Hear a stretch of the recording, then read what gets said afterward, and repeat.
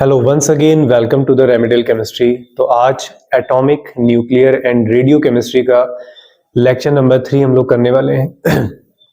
तो आज का हमारा पहला टॉपिक होने वाला है क्वांटम नंबर्स, जो कि बहुत इंपॉर्टेंट टॉपिक है। तो इसमें आप लोग स्टार लगा लेंगे। तो क्वांटम नंबर्स हमारा काफी इंपॉर्टेंट टॉपिक होने वाला है, तो चलिए इसके बारे में बात करते हैं। तो क्वांटम नंबर्स क्या है, कैसे नंबर्स होते हैं क्वांटम नंबर्स? तो बेसिकली क्वांटम नंबर्स ऐसे नंबर्स हैं जो आपको नॉलेज देते हैं। देखिए, आप सभी लोग जानते हैं कि जो इलेक्ट्रॉन्स होते हैं, बेसिकली इलेक्ट्रॉन्स किसके अंदर होते हैं? इलेक्ट्रॉन्स होते हैं ऑर्बिटल्स के अंदर। किसके अंदर होते हैं? ऑर्बिटल्स के अंदर। अब मैं आपको बताऊं कि ऑर्बिटल्स क्या होते हैं। ऑर्बिटल्स एक 3 डायमेंशनल स्पेस होता है जहां पर आपको इलेक्ट्रॉन मिलते हैं। एग्जैक्ट किस लोकेशन में मिलेंगे उसे ऑर्बिट कहते हैं। आप ऐसे समझ लें, जैसे एलियंस हमारी अर्थ को देखें तो वो देखेंगे, जब वो एनालिसिस करेंगे सारा, तो वो देखेंगे यार एक 3 डायमेंशनल स्फीयर है जहां पर ह्यूमंस की, या जो भी यहाँ पर क्रिएचर हमारे अर्थ पे होते हैं, उनकी फाइंडिंग टेंडेंसी इसके अंदर कुछ ना कुछ है। यानी कि इस 3 डायमेंशनल स्पेस में उन एलियंस के अकॉर्डिंग हम हैं। अब जब वो यहाँ आएंगे, क्या हम हर जगह प्रेजेंट है? ऐसा तो नहीं है कि हम हर जगह है। ऐसी बहुत सारी जगह है, बहुत सारा पार्ट ऐसा है जहां पर ह्यूमन अभी तक पहुंचा ही नहीं है। तो हर जगह नहीं है, इतना सारा सी लेवल है, वहां पे तो ह्यूमन नहीं है ना हर जगह। तो फिर वो अंदर आकर देखेंगे कि यार कहां कहां पर पॉसिबल है। ठीक है, तो बेसिकली ऊपर से देखें तो हम एक 3 डायमेंशनल स्पेस है जहां पर इलेक्ट्रॉन मिलते हैं, वैसे एक 3 डायमेंशनल अर्थ है जहां पर ह्यूमन मिलते हैं। उसके अंदर एग्जैक्ट कहां पे मिलते हैं वो ऑर्बिट्स हो जाएंगे। हम कहां पे मिलते हैं तो स्पेसिफिक लोकेशंस हो गए, राइट। तो इलेक्ट्रॉन कहां मिलते हैं? ऑर्बिटल्स में। अब ऑर्बिटल्स में मिलते तो हैं, यानी कि हमने कहा एक 3 डायमेंशनल स्पेस है। अब वो 3 डायमेंशनल स्पेस अलग अलग टाइप का हो सकता है। मान लेते हैं, लेट सपोज कि कोई प्लैनेट जो है वो इलिप्टिकल है, कोई स्फेरिकल है, कोई स्क्वायर शेप का है मान लेते हैं। तो अलग अलग शेप का भी हो सकता है। तो इसका मतलब एक क्वांटम नंबर तो हमें किसके बारे में बताएगा? एक बताएगा शेप के बारे में, कि जहां पर ये इलेक्ट्रॉन मिलेंगे उनका शेप कैसा होने वाला है। फिर उन इलेक्ट्रॉन्स, जो इलेक्ट्रॉन वहां रहते हैं, उन ऑर्बिटल्स की एनर्जी क्या होने वाली है, क्वांटिटी क्या होने वाली है, कि कहां पर कितने इलेक्ट्रॉन्स रहते हैं। शेप के बारे में पता चलता है, एनर्जी के बारे में पता चलता है। फिर अब इलेक्ट्रॉन्स है, हम जानते हैं कि इलेक्ट्रॉन्स भी स्पिन करते हैं, तो हमें देखना होगा उनके स्पिन के बारे में कि इलेक्ट्रॉन कैसे घूमते होंगे, है ना। और क्या हमें पता चलता है? और हमें ये पता चलता है कि स्पिन हो गया, शेप हो गया, एनर्जी हो गया। मैग्नेटिक फील्ड पे उसकी क्या क्या ओरिएंटेशन हो सकती है, तो मैग्नेटिक फील्ड का इफेक्ट हमें पता चलता है। तो यही सारी इंफॉर्मेशन जिन नंबर से बताई जा सकती है, उन नंबर्स को क्या कहते हैं डियर? क्वांटम नंबर्स कहते हैं। जो शेप, एनर्जी, एंगुलर, बहुत सारी चीजें देखेंगे हम इसके अंदर। तो इस तरह की इंफॉर्मेशन जिन नंबर से निकाली जाती है उन्हें क्या कहा गया? क्वांटम नंबर्स कहा गया। इतनी बात समझ में आ गई होगी। तो क्वांटम नंबर्स होते हैं हमारे पास कितने टाइप के? 4 टाइप्स के। क्या क्या नंबर्स होते हैं वो? एक क्वांटम नंबर होता है हमारे पास प्रिंसिपल क्वांटम नंबर। ठीक है, तो 4 क्वांटम नंबर हमारे पास होते हैं। एक को हम कहते हैं प्रिंसिपल क्वांटम नंबर, यहां पे लिख लेते हैं इसको, ठीक है। तो 4 टाइप्स के क्वांटम नंबर हमारे पास है। पहला है प्रिंसिपल क्वांटम नंबर, तो ये तो आप क्लास 10th से सुनते आए हैं, प्रिंसिपल क्वांटम नंबर। दूसरा क्वांटम नंबर होता है, बोलो, हाँ सही बोल रहे हो, azimuthal quantum number. Azimuthal quantum number, जिसे द्विगंशी क्वांटम संख्या कहते हैं। इंग्लिश में इजी है, ठीक है, वैसे तो इंग्लिश में भी नाम अजीब है इसका, एजीम्यूथल क्वांटम नंबर।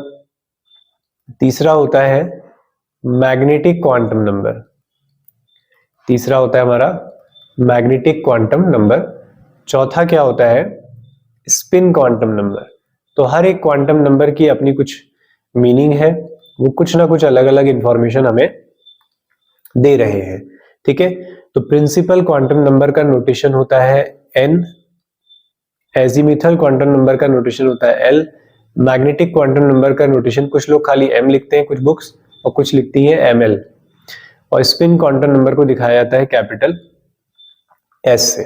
तो ये 4 टाइप्स के क्वांटम नंबर हमारे पास होते हैं। उसके बाद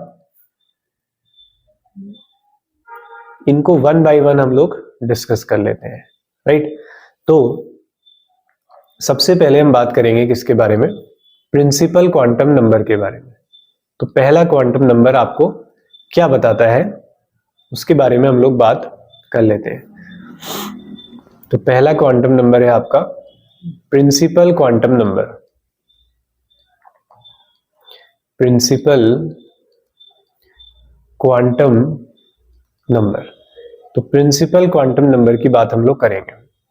तो नोटेशन मैंने बताया, किससे डिनोट करते हैं हम इसे, n से डिनोट करते हैं, ठीक है। तो बच्चों प्रिंसिपल क्वांटम नंबर हमें किस किस की इंफॉर्मेशन देता है। पहली बात, ये हमें बताता है एनर्जी ऑफ शेल्स। बहुत छोटे शब्दों में अगर याद करें तो प्रिंसिपल क्वांटम नंबर हमें किसके बारे में बताएगा, शेल्स के बारे में बताएगा। अब शेल्स हैं, ठीक है, तो शेल्स की कुछ एनर्जी होगी, तो एनर्जी ऑफ शेल्स बताता है। वो हमें किससे पता चलता है, बोहर सर के फॉर्मूले से। एनर्जी के 2 फॉर्मूले पढ़े थे, हाँ बोलो, याद है, 13.6 माइनस 13.6, फिर z स्क्वायर एटॉमिक नंबर, और नीचे n स्क्वायर, ये वैल्यू थी आपकी इलेक्ट्रोवोल्ट पर एटम में। सॉरी। तो यहां से आप बता पाए थे, वैल्यूज भी मैंने कैलकुलेट करवाई थी, तो आप लोगों ने देखा था कि हाँ यहां से हम वैल्यूज निकाल सकते हैं, और जैसे जैसे हम न्यूक्लियस से दूर जाते हैं तो शेल्स की एनर्जी बढ़ती है। तो पहला तो इसने बताया कि हमारे पास एनर्जी का यहां से आइडिया लग जाता है, ठीक है। साइज का हमें पता चलता है यहां से। अगर देखें फर्स्ट शेल है तो पहला सर्किल छोटा होगा, जैसे जैसे बढ़ते जाएंगे तो शेल्स की संख्या बढ़ेगी, ठीक है, तो साइज भी वहां पे बढ़ता चला जाएगा। तो हमें एनर्जी ऑफ शेल्स के बारे में पता चल जाता है इससे, ठीक है। और आप जानते हैं कि जो n की वैल्यू होती है वो होती है 1, 2, 3 एंड सो ऑन, ठीक है, ऐसे ही चलता रहेगा। पहले वाले शेल को बोल देते हैं हम k, फिर इसे l, इसे m, फिर n, o, p, कुछ इसी तरीके की कहानी यहां भी चलती रहेगी। तो ये इसके प्रिंसिपल क्वांटम नंबर के नोटेशन हो गए, राइट।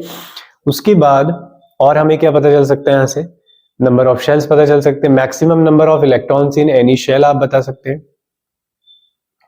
कि किसी शेल में कितने इलेक्ट्रॉन्स होंगे। तो maximum number of electrons in any shell, तो ये फॉर्मूला आपके काम आएगा। तो इस फॉर्मूले का फॉर्मूला है 2n स्क्वायर, ठीक है। तो ये हमारे पास एक फॉर्मूला होता है, इसकी वैल्यू हम यहाँ पे रख सकते हैं।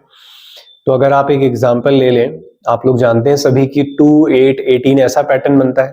तो अगर आप फर्स्ट शेल लेते हैं n इक्वल टू 1, तो इस फॉर्मूले में आप रखें जरा 2n स्क्वायर में, तो इलेक्ट्रॉन्स कितने निकल के आते हैं, 1 रखते हैं तो 2 इलेक्ट्रॉन्स निकल के आते हैं। n इक्वल टू 3 रखते हैं अगर, तो इलेक्ट्रॉन्स कितने आएंगे, तो 3 3 जा 9, 9 2 जा 18। अब ये फॉर्मूला हमारे कब काम आता है, ये फॉर्मूला तब काम आएगा कि मान लीजिए मैंने कोई हाइपोथेटिकल शेल पूछा। मैंने कहा अगर मान लीजिए हमारे पास 9th शेल है, तो 9th शेल अगर हमने कभी बना दिया पीरियोडिक टेबल में, भविष्य में इतने इलेक्ट्रॉन्स अगर इतने एलिमेंट अगर डिस्कवर हो गए, मान लेते हैं पीरियोडिक टेबल चेंज हो गई, ठीक है, तो वहां पे पीरियोडिक टेबल को इतने बेहतर तरीके से डिजाइन किया गया है कि वहां पे हमें कोई प्रॉब्लम नहीं आएगी, होपफुली नहीं आएगी। तो उन एलिमेंट्स को हम नए पीरियड में अरेंज कर सकते हैं, और हमें पैटर्न भी बताया गया है कि अगला पीरियड अगर भरा गया तो वहां पे कितने एलिमेंट्स रखने पड़ सकते हैं। तो आप यहाँ पे 9 9 जा 81 कर दोगे, 81 इंटू 2 कर दोगे, ठीक है, तो 2 1 जा 2, 2 8 जा 16, तो 162 आ जाएगा, तो हम बता सकते हैं, राइट। तो ये फॉर्मूला पहचानने के लिए भी आ जाता है, कोई हाइपोथेटिकल आपसे पूछे तो वहां पर भी आप एक क्वांटिटी बता सकते हैं, राइट। तो एनर्जी बता सकते हैं, और maximum number of electrons in any shell आप बता सकते हैं, वेलोसिटी बता सकते हैं, ये सब तो अब खैर वहीं पे रख सकते हैं आप वैल्यूज, है ना, जहां जहां एन आता है वो सब बता सकते हैं। रेडियस में भी एन आया था, वेलोसिटी में भी आया था बोहर्स में ना, तो ये बेसिक चीजें हमारे पास ये हुई, ठीक है। तो इसे कहते हैं प्रिंसिपल क्वांटम नंबर। आते हैं नेक्स्ट पेज में। तो अब हम बात करते हैं सेकंड क्वांटम नंबर की। सेकंड क्वांटम नंबर है एजीमुथल क्वांटम नंबर। धीरे धीरे क्वांटम नंबर कॉम्प्लेक्स होते चले जाएंगे, बट हम जब क्वेश्चंस करेंगे तो बहुत ये इजी हो जाएंगे। एजीमुथल क्वांटम नंबर, तो ये हमें बताता है, मतलब ये नोटेशन होता है एल। तो एजीमुथल क्वांटम नंबर बेसिकली हमें बताता है किसके बारे में, ये हमें बताएगा सबशेल्स के बारे में, ठीक है। तो सबशेल्स के बारे में बताएगा। अब 11th-12th है या उससे थोड़े से ग्रेजुएशन के लेवल्स पे तो हम बेसिकली ये बात कर लेते हैं कि यार पहले शेल्स, फिर शेल्स के अंदर सबशेल्स, सबशेल्स के अंदर ऑर्बिटल, लेकिन ऐसा कुछ नहीं है। एक ही रीजन तो है ना यार, एक 3 डायमेंशनल स्पेस है, वहां इलेक्ट्रॉन्स हैं।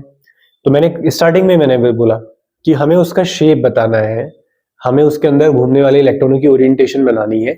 ऐसे है वो अलग अलग, एक के अंदर एक ऐसे नहीं है कि शेल आता है फिर सब शेल उसके अंदर होता है, ऑर्बिटल उसके अंदर होता है, ऐसा नहीं, सब ऑर्बिटल के अंदर ही है, ठीक है। पहला हमें बता रहा है कि उन ऑर्बिटल्स की जो एनर्जी होंगी वो क्या होंगी, किस डिस्टेंस पे होंगे। सबशेल्स का मतलब मेनली मैं अगर कहूं तो ये हमें बताता है बेसिकली, बहुत बेहतर अगर मैं आइडिया दूं आपको, तो शेप बताता है। किनका शेप, इलेक्ट्रॉन कहाँ रहते हैं, ऑर्बिटल में, तो ऑर्बिटल का शेप बताता है, ठीक है। तो इसीलिए आप लोगों ने सुना होगा सबशेल्स की जब बारी आती है तो हम बोलते हैं एस, पी, डी और एफ। इसका मतलब हम आगे जाके शेप्स पढ़ेंगे इनके, कैसे कैसे शेप होते हैं, तो ये हमें उसके बारे में आइडिया देता है। अगर हम इसकी वैल्यू की बात करें तो जो एल की वैल्यू होती है वो एन पे डिपेंड करती है। तो 0 से लेकर n-1, ये इसका फॉर्मूला है। एग्जाम्पल देख लेते हैं। मान लीजिए आपके पास 4th शेल है, तो 4th शेल में क्या क्या सबशेल्स हो सकते हैं उनके बारे में आपको बताना है। तो L क्या हो सकता है, 0 से लेकर n-1, यानी कि 0 से लेकर 4-1, तो कितना आ जाएगा, 0 से लेकर 3 आ जाएगा। कहीं पर आपको स्लो लगे तो आप स्पीड बढ़ा सकते हैं। तो 0 से 3, तो 0, उसके बाद 1 और ये 2 और ये 3, तो आपके पास 4 वैल्यूज यहां पर आ गई है। एक है पहला सबशेल S, दूसरा है P, तीसरा है D और चौथा है, चौथे की जगह में चौथा ही लिख दिया, F, राइट। अब ये जो सबशेल्स हैं कौन से शेल के हैं, ये 4th शेल के हैं, तो आप लिखेंगे आगे से 4S, 4P, 4D और ये 4F। आगे बात समझ में। एक एग्जांपल और देख लेते हैं। लेट सपोज हमारे पास होता n = 3, यानी कि 3rd शेल की बात चल रही है, ठीक है। तो आपने L इसके लिए बताना है, तो आप कहेंगे 0 से लेकर n-1, यानी कि 3 से एक वैल्यू कम, तो 0, 1 और ये 2, तो 3 वैल्यूज आ गई, तो आप कहेंगे 3S, 3P, 3D। इसका मतलब 3F पॉसिबल नहीं है, ये क्वांटम नंबर से हमें पता चलता है ना, 3F आ ही नहीं सकता कभी भी, इसलिए आप बोलते हो F कहां से स्टार्ट होता है, 4 से स्टार्ट होता है। तो ये आपको इस तरीके से वैल्यूज यहां पर कैलकुलेट कर सकते हैं, सॉरी। तो एजीमुथल क्वांटम नंबर हमें बताएगा सबशेल्स के बारे में। सबशेल्स के बारे में पता लगाने का मतलब ये है कि हमें शेप पता चलता है। वो शेप हम अलग से टॉपिक पढ़ेंगे कि एस स्फेरिकल होता है, पी डम्बल होता है, डी डम्बल डम्बल होता है, एफ का स्ट्रक्चर बड़ा कॉम्प्लेक्स होता है, ठीक है, तो उसको कॉम्प्लेक्स फॉर्म कहा जाता है। तो ये आपको यहां से पता चलता है, और आपको क्या यहां से पता चल सकता है वो हम देख लेते हैं। तो इसके बाद हम लोग यहां से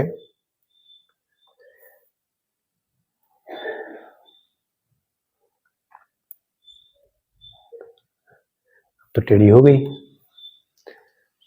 तो यहां से हम लोग क्या बता सकते हैं, बताओ।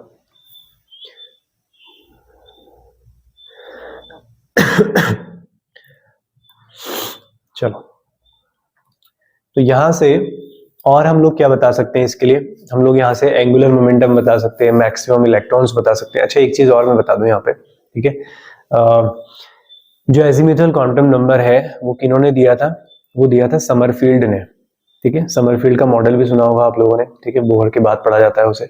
समरफील्ड ने दिया था और पहला क्वांटम नंबर दिया था बोहर ने।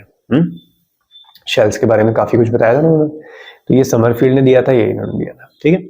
और क्या इन्फॉर्मेशन बता सकते हैं इससे? आप एंगुलर मोमेंटम बता सकते हैं, पढ़ा था ना आपने MVR।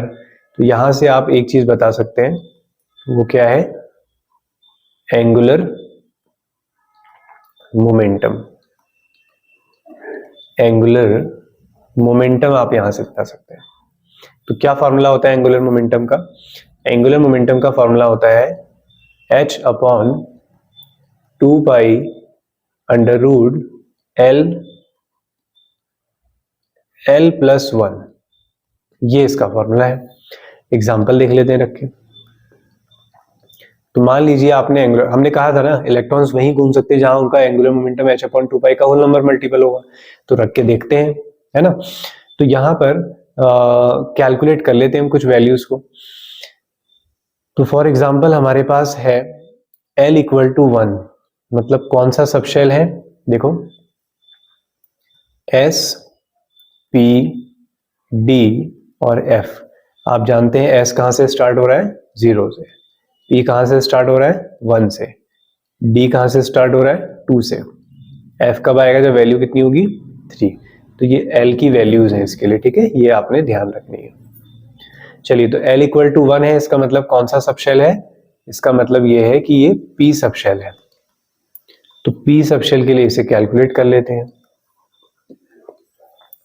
तो हमारे पास h/2 ऐसे ही रहेगा, अंडर रूट 1 1 + 1, तो कितना आ गया? अंडर रूट 2 आ गया है। तो ये आ गया √2 h/2 और मैंने आपको बताया था h/2 को हम h क्रॉस भी लिख सकते हैं इस तरीके से, ठीक है। तो this is your final answer. तो कैलकुलेट कर लोगे, अगर आपने L = 0 रखा तो एंगुलर मोमेंटम क्या आएगा? वहां पे 0 आ जाएगा, ठीक है। तो आप यहां से ये चीज कैलकुलेट कर सकते हैं। और आप क्या कैलकुलेट कर सकते हैं? और आप बता सकते हैं यहां से maximum number of electron in any subshell. यहीं पे ऐड कर लेते हैं, क्या ही जाए दूसरे पेज पे, थोड़ा अच्छा लगेगा, एक साथ सब रहेगा तो।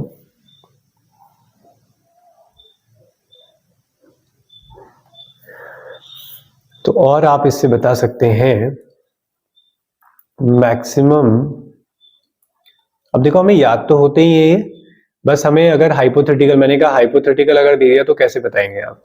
तो maximum number of electron in any subshell, क्योंकि मैं अगर आपसे पूछूंगा यार S में कितने इलेक्ट्रॉन आ सकते हैं, तो आप में से हर किसी का आंसर होगा S में 2 इलेक्ट्रॉन आ सकते हैं, P में कितने इलेक्ट्रॉन आ सकते हैं? 6 इलेक्ट्रॉन आ सकते हैं, D में 10 आ सकते हैं, F में 14, सबको पता है। लेकिन इसके अलावा अगर कोई और मैंने पूछ लिया तो आप कैसे आंसर करेंगे? तो उसके लिए हमें चाहिए फॉर्मूला। तो फॉर्मूला होता है 2l + 1, ये हमारे पास फॉर्मूला है। आप रख के देख लें यहाँ पर L = 0, मतलब कौन सा शेल? S। तो इलेक्ट्रॉन्स कितने आ जाएंगे यहाँ पे? अगर आप रखेंगे तो इलेक्ट्रॉन्स आ जाएंगे 2, है ना। ये 2 तो मल्टीप्लाई होगा ना अंदर 1 से, तो 2 आ जाएंगे। ऐसे ही आप P में बता सकते हैं, D में बता सकते हैं, F में बता सकते हैं। अब मैं क्या खेल करूं उसे रखकर, ठीक है। तो ये था हमारा azimuthal quantum number. I hope clear हो गया होगा, ठीक है। मिक्स करके भी इसे अभी हम करेंगे जैसे क्वांटम नंबर कंप्लीट होंगे हमारे। अब आते हैं नेक्स्ट सेगमेंट पे इसके। तो थर्ड है हमारे पास orbital quantum number, magnetic quantum number. Magnetic quantum number, ठीक है।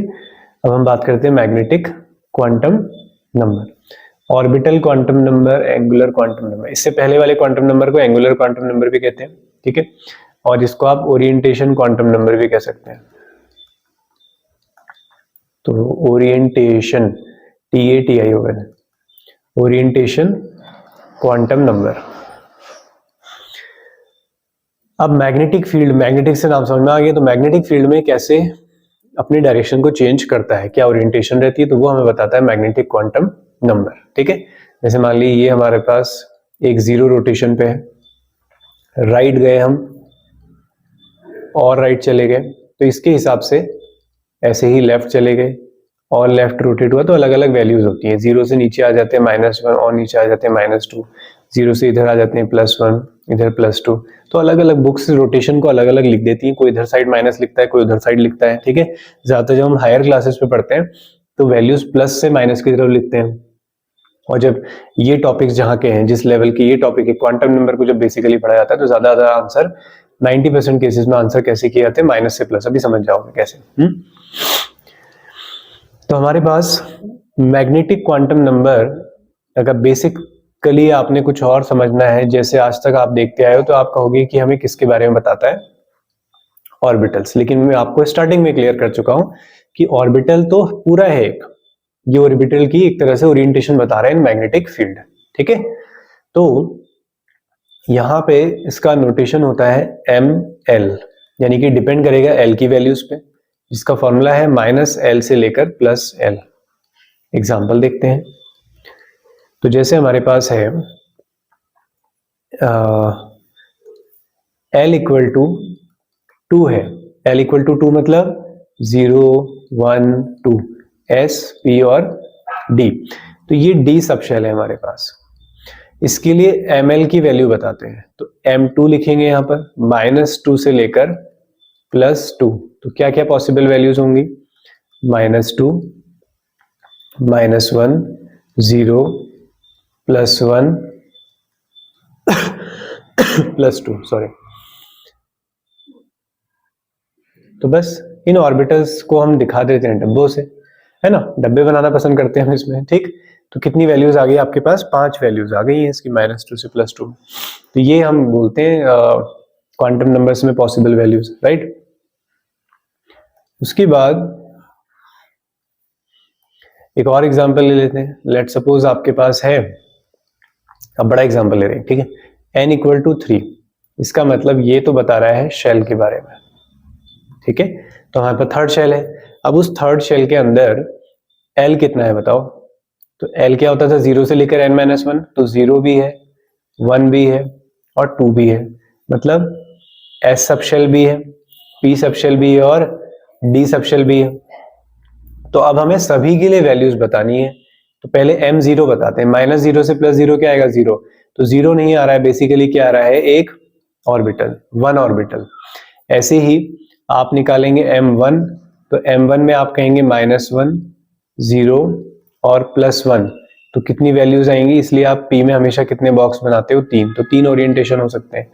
ऐसे ही m इक्वल टू 2 होता, 2 तो अभी बनाए हैं आपने, तो -2 -1 0 +1 +2। तो हर एक बात बहुत ध्यान से समझनी है।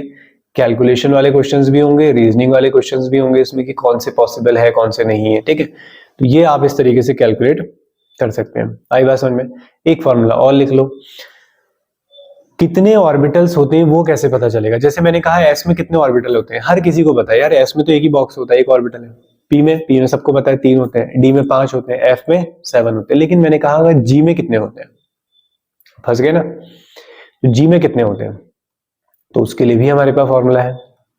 तो मैक्सिमम नंबर ऑफ ऑर्बिटल्स, तो तुम्हें समझना है, बाद में तुम ये फॉर्मूले बना भी लोगे कोई, ठीक है। तो फॉर्मूला होता है 2l + 1। अब कैसे आइडिया लगाया इसका, देखो अभी तुमने एक फॉर्मूला पढ़ा था 2 × 2l + 1, वो थे मैक्सिमम नंबर ऑफ इलेक्ट्रॉन। आपको पता है कि एक डब्बे में 2 इलेक्ट्रॉन आते हैं, अगर p में 3 ऑर्बिटल है तो 6 इलेक्ट्रॉन्स हैं। तो इलेक्ट्रॉन वाला तो तुम्हें फॉर्मूला याद है, तो उसका आधा ही तो करना है, तो इसलिए 2 हटा दिया हमने, 2 से डिवाइड कर दिया, ठीक है। एग्जाम्पल देख लेते हैं। आप सबको पता है कि f में 14 आते हैं, ठीक है। तो मैं यहाँ पे f के लिए वैल्यू रख लेता हूँ। तो f के लिए कितनी वैल्यू होगी, f के लिए 0 1 2 3 s p d f 4 value होगी। तो 4 दूनी 8, 12 + 1। एक सेकेंड, f के लिए मैंने कुछ गलत दिया कि 1 2 3 होगा, sorry, s p d f में g के लिए निकालने लगे सीधे। तो चलो g के लिए निकाले, तो l इक्वल टू 4 रख लो। तो l इक्वल टू 4 रखोगे तो 4 2 जा 8 और 8 + 9, तो 9 ऑर्बिटल होंगे, यानी कि 18 इलेक्ट्रॉन उसमें आ सकते हैं। समझ में आ गई बात। तो ये था मैक्सिमम नंबर ऑफ ऑर्बिटल। तो यहां से आप ये चीज भी कैलकुलेट कर सकते हैं, राइट। तो ऑर्बिटल क्वांटम नंबर हमें इस तरीके से इंफॉर्मेशन देता है। अब आखिरी क्वांटम नंबर की तरफ हम बढ़ते हैं, जिसका नाम है, और वो बहुत सिंपल भी है, जिसे कहा जाता है स्पिन क्वांटम नंबर। इसमें हम बेसिकली अभी तक हम सारे मॉडल ये पढ़े थे कि जो इलेक्ट्रॉन है वो न्यूक्लियस के अराउंड घूम रहा है, रोटेशन कर रहा है, तो हमने उसके एंगुलर मोमेंटम की बात करी। अब हम बात कर रहे हैं स्पिन। इलेक्ट्रॉन जो घूम रहा है ना, स्पिन करते हुए घूम रहा है। जैसे आपने कहा सर जो अर्थ है वो रोटेट जो कर रही है ना सन के अराउंड, तो सन के अराउंड भी घूम रही है और अपनी एक्सेस पे भी तो घूम रही है ना। जैसे बॉल तुमने फेंकी तो बॉल ऐसे घूम के गई और वो खुद भी घूम रही है, एक सर्किल ये कंप्लीट किया और अपने छोटे छोटे सर्किल भी तो कंप्लीट करते हुए जा रही है, तो उसको बोलते हैं स्पिन। ठीक है, तो इसका स्पिन दो तरीके का होता है, एक होता है क्लॉकवाइज और एक होता है एंटी क्लॉकवाइज। एक स्पिन होगा क्लॉकवाइज और एक होगा एंटी क्लॉकवाइज। क्लॉकवाइज स्पिन के लिए वैल्यू दिखाई गई +1/2, एंटी क्लॉक के लिए -1/2। क्लॉकवाइज के लिए नोटेशन या तो हाफ एरो दिखा दो या फिर फुल एरो भी दिखा दोगे तो कोई बात नहीं। माइनस के लिए दिखा सकते हो डाउन एरो, डाउन में भी पूरा भी दिखा सकते हैं आप। तो ये प्लस और माइनस के रोटेशन को दिखाता है। तो बेसिकली स्पिन क्वांटम नंबर जो है हमेशा क्या होता है, +- तो वो डिपेंड करेगा कि कितने इलेक्ट्रॉन हैं, उसके हिसाब से हम यहाँ पर स्पिन बताते हैं। ठीक है, तो देख लेते हैं एग्जाम्पल, उस पर अप्लाई करके देखते हैं। तो बड़ा सा एग्जाम्पल बनाते हैं, सब उसमें कैलकुलेट कर लेते हैं। तो एग्जाम्पल है हमारे पास n = 4। चलो बताओ पहला क्वांटम नंबर क्या बता रहा है। पहला क्वांटम नंबर बता रहा है सर हमें शेल्स के बारे में। ठीक है, दूसरा क्वांटम नंबर हमें क्या बताएगा, बताइए जरा। दूसरा क्वांटम नंबर हमें बताएगा एजीम्यूथल क्वांटम नंबर, L बताएगा। तो L की वैल्यू क्या थी बोलो, देखो याद करना पड़ेगा, 0 से n-1, तो 0, 1, 2 और 3। अब क्या लिख सकते हैं इनको, इनको हम लिखेंगे 4s, 4p, 4d और 4f, राइट। तो L की वैल्यू निकल गई। उसके बाद निकालेंगे हम M की वैल्यू। M की 4 वैल्यूज निकलेंगी, एक निकालो M0, एक निकालो M1, एक निकालो M2 और एक निकालो M3। ठीक है, फिर यहां से कुछ इंपॉर्टेंट ऑब्जर्वेशन मिलेगी, हम उसको समझेंगे। तो M0 -0 से +0, तो 0, 0 मतलब एक ऑर्बिटल। M1 -1 से +1, तो -1, 0 और ये +1, कितने ऑर्बिटल, 3 ऑर्बिटल। M2 तो -2, -1, 0, +1 और ये +2, तो कितने ऑर्बिटल्स आ गए, 5 ऑर्बिटल आ गए होंगे। 1 2 3 4 5। M3 थोड़ा नीचे कर लेंगे आप सॉल्व। ठीक है, तो -3, -1,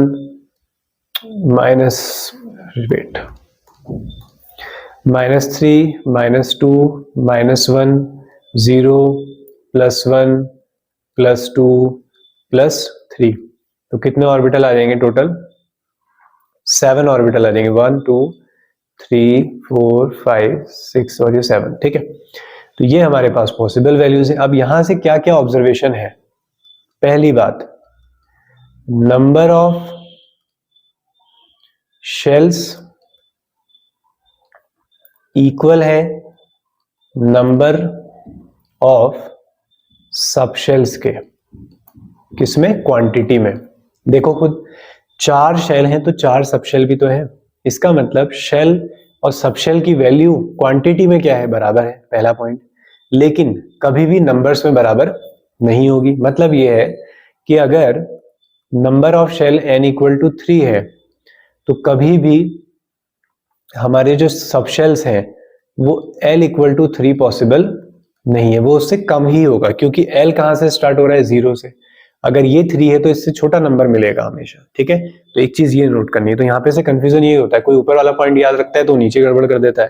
ठीक है, तो दोनों क्वांटिटी में बराबर है लेकिन नोटेशन सेम नहीं हो सकते। अब क्या क्या पॉसिबल वैल्यूज हैं, अगर आपके पास इन नंबर्स को आप ध्यान से देखें m की वैल्यूज को देखें, n की वैल्यू 3 है तो m की वैल्यू भी 3 हो सकती है, ठीक है। ये दोनों बराबर हो सकते हैं। देखो कहां पे नजर आ रहा है आपको, ये लास्ट वाले में m की वैल्यू 3 भी तो आ रही है ना, और -3 भी आ रही है, तो n और m सेम हो सकते हैं। स्पिन की तो कोई बात ही नहीं है यार, स्पिन तो जब इलेक्ट्रॉन भरोगे तब आएगा, वो तो प्लस माइनस हाफ है। तो क्या समझ में आया, नोटेशन में n और l, मैं यहां लिख भी देता हूं यार, देखो गलत मत बता लेना, ठीक है। सेम नंबर नहीं हो सकते, बट n और m सेम हो सकते हैं। क्वेश्चंस कराऊंगा तो वहां आइडेंटिफाई कर पाओगे, है ना। सब एक साथ होते हैं इसलिए मैं बता रहा हूं पहले।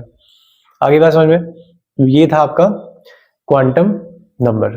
फिर फॉर्मूले देख लिए हमने, maximum number of electrons in any shell, subshells, orbital, spin की तो कुछ बात ही नहीं है। तो चलो कुछ एग्जांपल देखते हैं, उस पर अप्लाई करके देखते हैं। एक क्वेश्चन देखते हैं, आपसे कहा जा रहा है कैलकुलेट, अब चीजें स्पेसिफिक हो जाएंगी, ठीक है।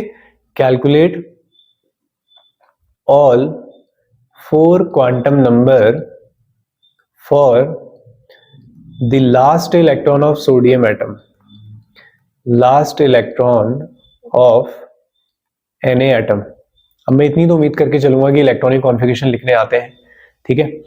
नहीं आते हैं तो यहाँ पे सीखना तो तुम्हें बहुत गलत बात है, ठीक है। ऐसा नहीं होगा कोई, 100% मैं कह सकता हूँ ऐसा कोई बच्चा नहीं होगा जिसे 1s2 2s2 कॉन्फ़िगरेशन लिखने नहीं आएंगे। आप भी सुन के नाराज हो रहे होंगे इस बात को कि सर ये तो पूछना ही नहीं चाहिए था आपने, ठीक है, गलती हो गई हमसे।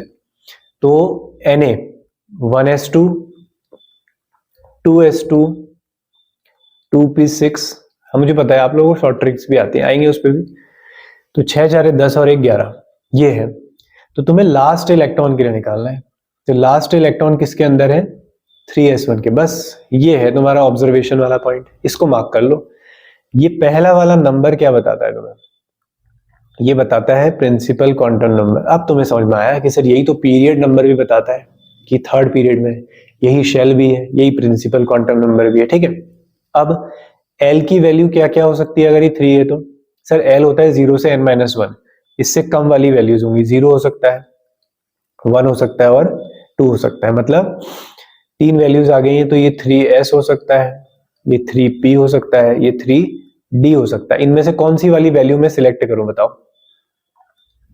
आपको पता है सर s की बात चल रही है सिर्फ यहाँ पे, तो हमारे लिए L की वैल्यू सिर्फ क्या है, 0, ठीक है। तो हमें सिर्फ लेना है ये, तो हमारे पास आंसर हुआ कि L कितना है, 0। अब हमें इन दो वैल्यू से कोई मतलब नहीं है। n की वैल्यू हमें चाहिए थी, n इक्वल टू 3 मिल गया, L इक्वल टू क्या मिल गया, 0 मिल गया।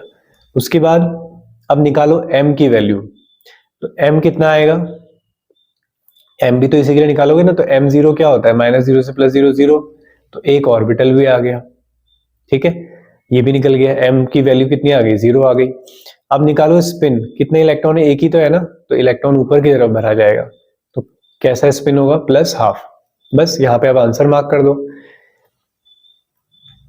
n l m और ये s, क्या क्या वैल्यूज आई, n आया है आपका 3, वहां पे ऑप्शंस इस तरीके से लगे होंगे आपके, और l आया है आपका 0, और m आया है आपका 0, s आया है आपका +1। तो this will be your final answer. बात क्लियर है। अब क्या करो ना, अब आप लोग इसके सेकंड लास्ट इलेक्ट्रॉन के लिए निकालो। सेकंड लास्ट इलेक्ट्रॉन मतलब 10th वाले इलेक्ट्रॉन के लिए। तो मैं इसको इरेज कर देता हूं यहीं पर, कॉन्फ़िगरेशन नहीं लिखना पड़ेगा मुझे दोबारा। तो अब मैं बात कर रहा हूं सेकंड लास्ट इलेक्ट्रॉन की, ठीक है। तो ये 3s1 है, लेकिन सेकंड लास्ट इलेक्ट्रॉन आ रहा है 2p6 के अंदर। अब तुम लोग वीडियो को पॉज करो, पहले ट्राई करो। कर लिया, वेरी गुड। चलो आंसर मैच करते हैं। n इक्वल टू 2, अब तो डायरेक्ट लिख दोगे ना यार। l कितना होगा बोलो, अरे बोलो यार, 0 1 2 3 होता है, s p d, कोई बात नहीं, थोड़ी देर लगाना, मैं गलत मत बोलना, एक्यूरेसी लाओ पहले, ठीक है। पेपर में बहुत सिली मिस्टेक्स होती हैं, ऐसा नहीं है कि पेपर में निकलने लायक चीजें तुम्हें आती नहीं है, लेकिन हर पेपर तुमने देखा है, कई पेपर तुमने ऑब्जर्वेशन करी है कि बहुत सारी चीजें तो हम आती हुई चीजें गलत करके अपने नंबर खोते हैं, ऐसे कम ही पेपर होते हैं कि जिसमें हमने नहीं आए हो वही क्वेश्चंस हो, शायद एलटी में हुआ हो ऐसा। ठीक है, तो सर ये तो दुखती रग आपने छेड़ दी है। तो L इक्वल टू कितना है यहाँ पर 1 है, तो P हमें चाहिए था, तो L कितना मिल गया 1 मिल गया। अब M1 क्या क्या हो सकता है, M1 होता है सर -1, अब यहाँ पे ध्यान से समझना, 0 और ये +1, 3 ऑर्बिटल मैंने बना दिए। कितने इलेक्ट्रॉन्स है उसके अंदर, 6 इलेक्ट्रॉन्स है, 1 2 3 4 5 और ये 6। अब बताओ मुझे कि M की क्या वैल्यूज है, बोलो M की क्या वैल्यू होगी। तुम्हें कौन से इलेक्ट्रॉन के बारे में बताना था, 10वें इलेक्ट्रॉन के बारे में। तो 2 2 4, ये 5 6 7 8 9 10, तो 10वां इलेक्ट्रॉन कौन सा है, ये लास्ट वाला। तो तुम्हें इससे मतलब है, तुम्हें और किसी से मतलब नहीं है। तो अब मुझे बताओ M की क्या वैल्यू लिखोगे। आप कहोगे सर इसके लिए तो M की वैल्यू क्या आ रही है, +1 आ रही है। वेरी गुड, जिसने सही आंसर किया है। तो M है आपका +1। पॉसिबल वैल्यू से हमें मतलब ही नहीं है, पॉसिबल वैल्यू तो L n इक्वल टू 2 के लिए और भी होती। तो 2 वैल्यूज ये मिल गई है। स्पिन बताओ, अब इलेक्ट्रॉन कैसे भरा गया है, डाउन, एंटी क्लॉकवाइज भरा गया है, तो वैल्यू कैसी होगी, -1/2। बस आंसर मार्क कर दो। तो n equal to 2, L equal to 1 और M इक्वल टू +1 और ये आपका -1/2। तो this will be your final answer. अब मैं कोई भी इलेक्ट्रॉन बोलूं आपसे, मैं बोलूं 9th इलेक्ट्रॉन, 16th इलेक्ट्रॉन, किसी का 15th इलेक्ट्रॉन, किसी का 35th इलेक्ट्रॉन, जो भी बोला जाए आपने इस तरीके से कैलकुलेट करना है। ठीक है, तो क्वांटम नंबर पे एक सवाल तो यही होता है। दूसरा सवाल होता है कॉम्बिनेशन पहचानने होते हैं कि कौन सा कॉम्बिनेशन पॉसिबल हो सकता है, कौन सा नहीं। उसके लिए मैंने तरीका बता दिया है। कभी भी पहला क्वांटम नंबर प्रिंसिपल और दूसरा क्वांटम नंबर नोटेशन में कभी भी सेम नहीं होंगे। अगर n इक्वल टू 3 है तो L उससे कम ही होगा, जबकि n और m की वैल्यू सेम हो सकती है। s में तो आपको कोई प्रॉब्लम है ही नहीं, प्लस होगा या माइनस होगा, वो तो हमेशा ही हो सकता है। तो s से कोई दिक्कत नहीं आ रही होगी। ठीक है, तो बाकी चीजें आप लोगों ने देखनी होगी। तो इसके बाद हम बात करते हैं शेप ऑफ ऑर्बिटल्स के बारे में।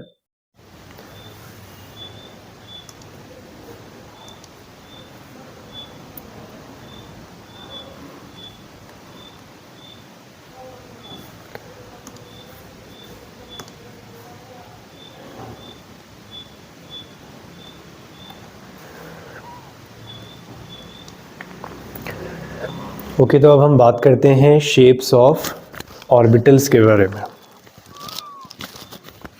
राइट, तो शेप्स ऑफ ऑर्बिटल्स के बारे में हम लोग डिस्कस करेंगे। तो शेप्स ऑफ ऑर्बिटल्स में सबसे पहले हम बात करते हैं एस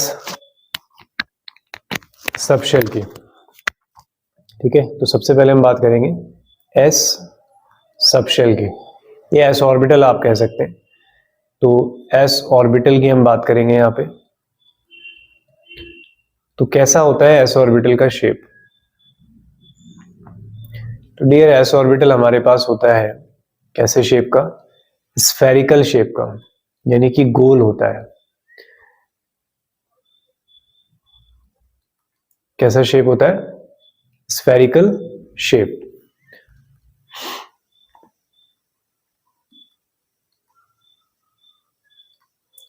डायग्राम बनाते हैं। तो ये है हमारे पास सेंटर न्यूक्लियस। न्यूक्लियस के सराउंडिंग में इलेक्ट्रॉन डेंसिटी क्या होगी, थोड़ी ज्यादा होगी। जैसे जैसे न्यूक्लियस से दूर जाते जाएंगे तो इलेक्ट्रॉन डेंसिटी थोड़ी क्या हो जाती है, कम हो जाती है। तो ये हमारे पास 1s का ड्रॉ है। 2s बनाना होगा तो एक और सर्किल ड्रॉ कर देंगे। वहां पर भी एक 3 डायमेंशनल रीजन होगा जहां पर आप लोगों को इलेक्ट्रॉन्स मिल रहे होंगे। अब 1s और 2s के बीच में, यानी कि पहले 3 डायमेंशनल रीजन और दूसरे 3 डायमेंशनल रीजन के बीच में आपको एक पार्ट नजर आएगा जहां पर इलेक्ट्रॉन डेंसिटी क्या है, 0 है, कोई भी इलेक्ट्रॉन नहीं दिखाया गया। ऐसे पार्ट को क्या कहा जाता है, नोड। जहां पर इलेक्ट्रॉन फाइंडिंग की टेंडेंसी क्या होती है, ऑलमोस्ट 0, उसे कहा जाएगा नोड। तो ये डायग्राम है 2s का। ऐसे ही आप 3s बनाएंगे, एक और सर्किल आ जाएगा, एक और नोड आ जाएगा। तो नोड यहाँ पर ऐसे आएगा। तो स्फेरिकल नोड मतलब यहाँ पे, हाँ, इसे स्फेरिकल नोड भी बोलते हैं या इसे रेडियल नोड कहा जाता है। क्योंकि इस तरीके से रेडियस के अलोंग बनता है। हर डायरेक्शन में आप जाएंगे तो सेम डायरेक्शन के बाद आपको इलेक्ट्रॉन मिलना बंद हो जाएंगे, ठीक है। प्रॉपर डायग्राम बनाएंगे अगर आप, तो इसे स्फेरिकल नोड या क्या कहा जाता है, रेडियल नोड कहा जाता है। उसके बाद आते हैं हमारे पास, फिर लास्ट में फॉर्मूला बना लेंगे हम इसके लिए कि कैलकुलेट कैसे करते हैं। मैंने अभी नोड दिखाया है आपको। पी ऑर्बिटल की बात करते हैं। तो पी ऑर्बिटल का शेप कैसा होता है? पी ऑर्बिटल होता है हमारे पास डम्बेल शेप का। कैसे शेप का होता है? डम्बेल शेप होता है, ठीक है। अब पी ऑर्बिटल में आप जानते हैं कि कितने ऑर्बिटल्स हम नोटेशन कर दिखाते हैं, 3। तो -1, 0 और +1। इनके नाम है px, py एंड pz। 3 इनके नाम है। डायग्राम बना लेते हैं। तो ये आपका एक ऑर्बिटल तो ये हो गया। लेट सपोज ये एक्सिस x थी, ये y थी। एक तीसरी एक्सिस जो बाहर की तरफ आ रही होगी आपकी स्क्रीन से, उसे हम इसे यहाँ पे ऐसे दिखाएंगे, वो है z। फिर ऐसे ही y एक्सिस पे बना लेते हैं, एक्सिस के ऊपर बनाते हैं इन ऑर्बिटल्स को, इसीलिए इन्हें एक्सियल ऑर्बिटल भी कहा जाता है, ठीक है, अलोंग द एक्सिस यानी कि। और ये आपका z, ऐसे ही आप z एक्सिस के ऊपर बना सकते हैं। तो ये pz हो जाएगा। ये y था, अच्छा सॉरी x था, अरे y। तो px, py और pz। यहाँ पे आप नोड देख सकते हैं जहां पे ये सेंटर पॉइंट बन रहा है, जहां पे ये कट कर रहे हैं, ठीक है। तो यहाँ पे आपको नोड नजर आता है। इसका बहुत 3 डायमेंशनल स्ट्रक्चर देखें तो बिल्कुल डंबल ऐसे बनते हैं कि बीच में खाली स्पेस है। ऐसा नहीं है कि क्रॉसिंग पॉइंट है, ऐसे है ये, ठीक है। थोड़े से लंबे बनाना है, बीच में खाली रीजन होता है, इसको बोलते हैं हम नोड। तो यहाँ पे नोड हमें ऐसे मिलेंगे, तो इन्हें कहा जाता है एंगुलर नोड। क्या कहते हैं इन्हें? Angular node. तो ये फिलहाल डायग्राम अगर हम देखें तो ये 2p के डायग्राम है। अगर 2p की जगह मुझे 3p बनाना है तो इसी में मैं इसे आगे बढ़ा देता हूं। तो 3p क्या आएगा, इसी के ऊपर ऐसे एक और ऑर्बिटल आ जाएगा। तो यहाँ पे इलेक्ट्रॉन्स होंगे, यहाँ इलेक्ट्रॉन्स होंगे। ऐसे ही ये जो ऑर्बिटल बन रहा होगा उसके अंदर इलेक्ट्रॉन्स होंगे, ठीक है। काजू जैसे बना दिए मैंने, ऊपर वाला तो क्या ही बन गया है। इसके बीच में भी जो रीजन है वो कैसा नोड आ गया है, वो कैसे नोड आने लग जाएंगे, अब यहाँ से रेडियल नोड भी आने लग जाएंगे। और यहाँ पे कैसे नोड है? एंगुलर नोड है।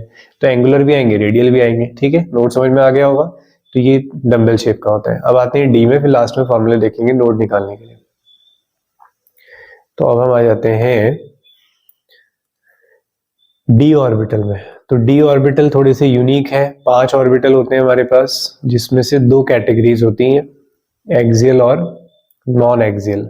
तो डी ऑर्बिटल की 2 कैटेगरीज हैं हमारे पास।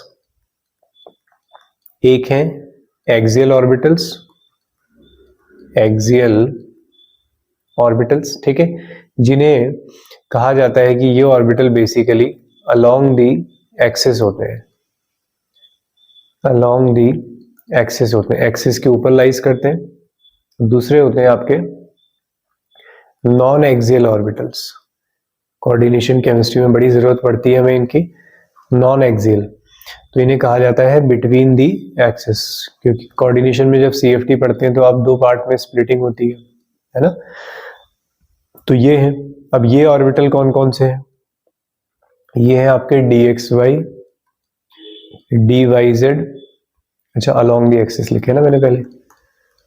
तो अलोंग दी एक्सिस वाले होते हैं dx² - y² और dz²। बिटवीन दी एक्सिस कौन से होते हैं? x और y के बीच में, y और z के बीच में, z और x के बीच में, राइट। तो पहले बिटवीन दी एक्सिस वाले बनाते हैं। तो बिटवीन दी एक्सिस बनाने के लिए ये हमारे पास है x एक्सिस, y एक्सिस और z एक्सिस, ठीक है। अच्छा, शेप मैंने नहीं लिखा। शेप कैसा होता है इनका? डबल डंबल, 2 डंबल होंगे इस बार, डबल डंबल, ठीक है, डबल डंबल होंगे।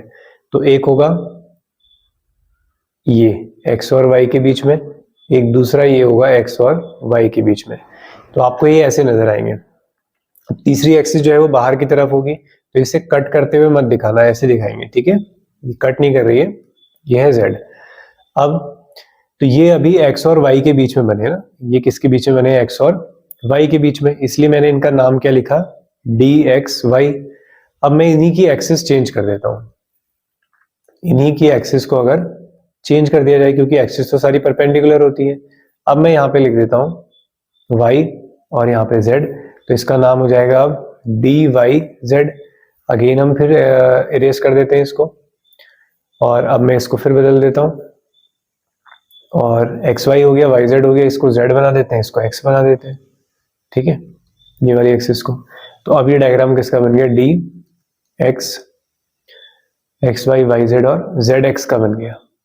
तो तीनों के डायग्राम क्या होंगे, सेम होंगे। तो आप देख सकते हैं एक्सिस के बीच में है, एक्सिस के ऊपर नहीं है, एक्सिस को कट नहीं कर रहे हैं, तो इन्हें कहा जाता है along the, sorry between the axis, यानी कि नॉन एक्सियल ऑर्बिटल। अब आ जाते हैं X square minus Y square में। तो ये एक्सिस के ऊपर होंगे, एक्स एक्सिस के ऊपर और वाई एक्सिस के ऊपर। तो जैसे पी ऑर्बिटल बनाए थे वैसे बनाएंगे, एक्स के ऊपर और ये वाई के ऊपर। तो इसे कहा जाता है D X square minus Y square. D Z square थोड़ा सा यूनिक है, उसे देखेंगे आप लोग। तो ज्यादातर बुक्स यहाँ पे इसकी जेड एक्सिस ले लेती हैं। तो ये आपने बनाया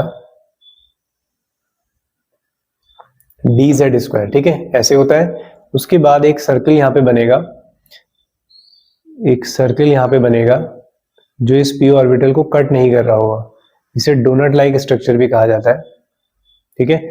तो इमेजिन करें कि एक सर्कल है इस तरीके से, ठीक है, ये सर्कल है, इसके बीच में से ऐसे एक लोब और एक ऐसे लोब और एक सर्कल ऐसे, एक ऑर्बिटल का घेरा चारों तरफ से है, ठीक है। तो यहाँ पर भी इलेक्ट्रॉन डेंसिटी है, बेसिकली दो ऑर्बिटल के मिक्स होने से बनता है, इसलिए जेड वाली लोब्स बढ़ जाती है। इसलिए कई बार ऐसा भी सुना होगा आपने कि डी ऑर्बिटल जो होते हैं 6 होते हैं, लास्ट वाला 2 ऑर्बिटल का कॉम्बिनेशन होता है, और ऐसे ही इलेक्ट्रॉन डेंसिटी यहाँ पे है, ठीक है।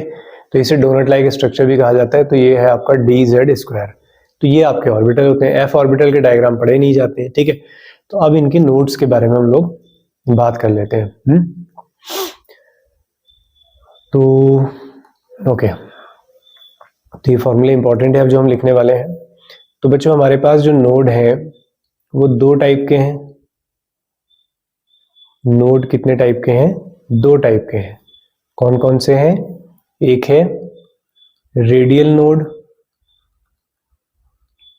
जिन्हें मैंने आप लोगों को बताया कि स्फेरिकल नोड भी कहा जा सकता है, रेडियल नोड। और दूसरे हैं एंगुलर नोड, एंगुलर नोड। तो 2 टाइप के नोड हमारे पास हैं, स्फेरिकल और मतलब रेडियल और एंगुलर। तो फॉर्मूले देख लेते हैं। रेडियल नोड क्या होता है हमारे पास और एंगुलर नोड क्या होता है। तो टोटल नोड के लिए हमारे पास एक फॉर्मूला होता है n-1। तो ये टोटल नोड निकालने के लिए फॉर्मूला है। एंगुलर नोड निकालने के लिए फॉर्मूला होता है l, यानी कि जितनी वैल्यू l की होगी वही एंगुलर नोड होगा। तो अब ये बचा, तो क्या होगा फिर रेडियल नोड के लिए फॉर्मूला n-l-1। n-1 टोटल है, उसमें से l हटा दो तो क्या बचेगा, रेडियल नोड बचेगा। एग्जांपल देखते हैं, जैसे आपके पास है 4d, ठीक है। तो पहले टोटल निकालते हैं। तो टोटल नोड क्या होंगे, n-1, n क्या है यहाँ पर 4 है, तो 4-1, तो ये आ गया 3। अब एंगुलर निकालो, एंगुलर नोड डिपेंड करता है l पे, और तुम जानते हो l की वैल्यू क्या है, 0, 1, 2 और ये 3। तो 0 के लिए s, इसके लिए p, इसके लिए d। तो d के लिए कितना होता है, l 2 होता है। तो एंगुलर नोड कितने आ गए, 2 आ गए। तो एक क्या आ रहा होगा, रेडियल नोड आ रहा होगा, देख लेते हैं फिर भी। n कितना है, 4 है, ये मत रख देना है ना, गलती हो जाती है कभी कभी। l कितना है, l है 2 -1, तो ये कितना आ गया, +1। तो बस इस तरीके से सिंपली आप नोड निकाल सकते हैं, ठीक है। अब आते हैं हम आज के लास्ट टॉपिक पे, जिसका नाम है स्क्रोडिंजर वेव इक्वेशन। फिर ये आप लोगों का एटॉमिक स्ट्रक्चर वाला पार्ट जो है वो खत्म हो जाएगा। फिर आपके पास बचेगा न्यूक्लियर केमिस्ट्री का पार्ट। वैसे तो ये अलग अलग चैप्टर होते हैं, बट यहाँ पे सब साथ में दिया हुआ है, तो हम भी वैसे ही पढ़ेंगे इसे। तो एक सेगमेंट ये कंप्लीट हो जाएगा, फिर इसके क्वेश्चंस करेंगे, फिर न्यूक्लियर केमिस्ट्री की बात करेंगे। तो चलिए स्क्रोडिंजर वेव इक्वेशन का भी हल्का सा ओवरव्यू देख लेते हैं। उसमें ज्यादा कुछ है नहीं, बेसिकली उसे यहाँ पे डेरिवेशंस वगैरह भी हमें नहीं करना है। मास्टर्स में तो हम लोग किया करते थे, या फिजिकल केमिस्ट्री से जो स्पेशलाइजेशन करते हैं वो स्क्रोडिंजर वेव इक्वेशन को पढ़ते हैं। हम फिजिक्स में बड़ा पढ़ा जाता है इसे, ठीक है। जब मैकेनिक्स पढ़ते हैं हम इसको, क्वांटम मैकेनिक्स, ठीक है, तो वहां पे इसको बड़ा पढ़ा जाता है। तो स्क्रोडिंजर वेव इक्वेशन की बात करते हैं। स्क्रोडिंजर साइंटिस्ट के नेम है, साइंटिस्ट का नाम है, ठीक है। स्क्रोडिंजर वेव इक्वेशन, क्योंकि काफी मुश्किल होती है फिजिक्स और मैथ्स के कॉम्बिनेशन से इसे ज्यादा अच्छे से समझा जाता है, लेकिन हमारी मजबूरी है, हमें इसे क्वांटम में भी पढ़ना पड़ेगा। जी हाँ, क्वांटम केमिस्ट्री है हमारे फिजिकल केमिस्ट्री का पहला चैप्टर, एकदम हैवी है ना। तो वहाँ पे 1D बॉक्स 3D बॉक्स जब हम पढ़ते हैं तो बोहर्स की जरूरत भी आपको वहां पे पढ़ने वाली है। तो यहाँ पे क्या क्या चीजें वो हम देख लेते हैं बेसिक्स। तो स्क्रोडिंजर इक्वेशन जो हमारे पास है, एक टाइम इंडिपेंडेंट होती है, एक टाइम डिपेंडेंट होती है। तो थोड़ा थोड़ा मैं आइडिया यहाँ से आपको देता हूँ। तो पहली इक्वेशन आपने याद रखनी है, हैमिल्टोनियन ऑपरेटर H, ठीक है, और साई आपका वेव फंक्शन होता है, इज इक्वल टू ई साई। तो पहला तो आपने ये याद रखना है, ठीक है। नाम लिख लेते हैं यहाँ पर, हैमिल्टोनियन ऑपरेटर। अब किसी की स्पेलिंग पे मत जाना तुम लोग, ठीक है। हैमिल्टोनियन ऑपरेटर, ठीक है। हैमिल्टोनियन ऑपरेटर जो होता है बेसिकली टोटल एनर्जी ऑपरेटर होता है। वहां पे हम पढ़ेंगे ऑपरेटर्स, है ना, मोमेंटम के पढ़ेंगे, सबके पढ़ेंगे। कहा? क्वांटम में टोटल एनर्जी ऑपरेटर होता है, ठीक है। साई आपका एम्पलीट्यूड को बताता है, एम्पलीट्यूड। उसके बाद ई जो है आपका, वो बताएगा आपके पास टोटल पोटेंशियल या ट्रांसलेशनल एनर्जीज के बारे में बता देगा, ठीक है। तो वो भी अपने आप में एक ऑपरेटर है।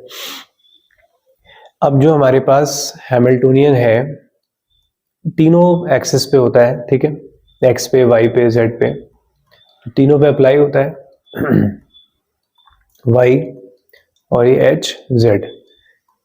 तो ये थोड़ा सा ध्यान रखें। अब इसमें जो मेन चीजें ध्यान रखने की वो ये है, पहले इसका फॉर्मूला जहां से छोटा सा डेरिवेशन टाइप आता है, मैं यहाँ पे से देख के लिख देता हूँ इसको, एच क्रॉस का स्क्वायर अपॉन 2m, फिर ये आपका लैप्लेसियन ऑपरेटर कहा जाता है इसे, स्क्वायर करेंगे इसका डबल डेरिवेटिव है, और v है यहाँ पे पोटेंशियल एनर्जी।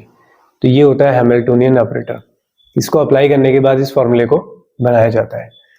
तो थोड़ा सा बना के देखते हैं। h की वैल्यू अगर आप रखेंगे तो माइनस h कट लगा, यहाँ पे ध्यान रखेंगे, 2m लैप्लेसियन ऑपरेटर का स्क्वायर प्लस v इनटू यहाँ पे साई, और ये ई साई, मल्टीप्लाई कर लेते हैं इसको, तो minus H cross upon 2m del square, nabla बोलते हैं ऐसे, साई आ जाएगा, फिर plus v into psi, E W, E psi को भी इधर ले आओ, ठीक है। तो ये हमारे पास आ जाएगा इक्वल टू 0। अब इसको थोड़ा सा आप अरेंज कर लेंगे, थोड़ा इसे अरेंज करते हैं तो हमें क्या मिलेगा। तो सबसे पहले इन दोनों टर्म में से इनको अरेंज करते हैं, या एक काम करें, इस पूरे टर्म को उधर ले जाते हैं, ठीक है, प्लस में ले जाना ठीक रहेगा। तो ये क्या बन जाएगा, माइनस वाला प्लस हो जाएगा ई साई, इसके आगे प्लस लगा था तो ये माइनस वी साई हो जाएगा, और इक्वल टू में एच क्रॉस अपॉन 2m